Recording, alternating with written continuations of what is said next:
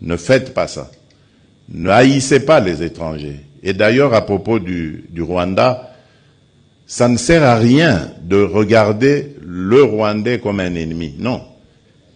C'est le régime rwandais avec Paul Kagame à sa tête qui est l'ennemi de la République démocratique du Congo.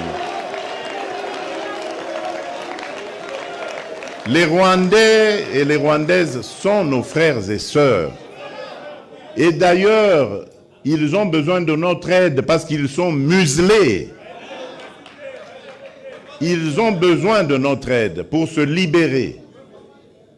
Ça n'a rien à voir avec ce que leurs dirigeants sont en train de leur imposer. Donc, ne les regardez pas comme des ennemis, mais comme des frères qui ont besoin de notre solidarité pour nous débarrasser et débarrasser l'Afrique de ce genre de dirigeants rétrogrades qui ramènent les méthodes des années 60 et des années 70. Alors qu'en Afrique,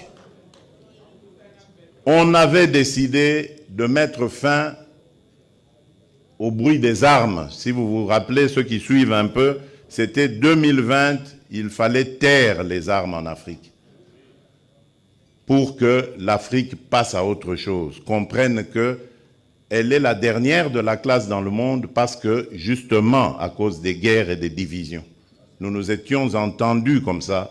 Malheureusement, ce n'est pas arrivé, on a dû encore prolonger, mais c'est à cause justement des dirigeants tels que Paul Kagame. Et il s'enorgueillit d'être un faiseur de guerre, un spécialiste dans la guerre. Il en est fier. Moi, à sa place, je me cacherais, j'aurais honte d'assumer le fait qu'on sème la mort et la désolation. C'est honteux. Et je dirais même diabolique.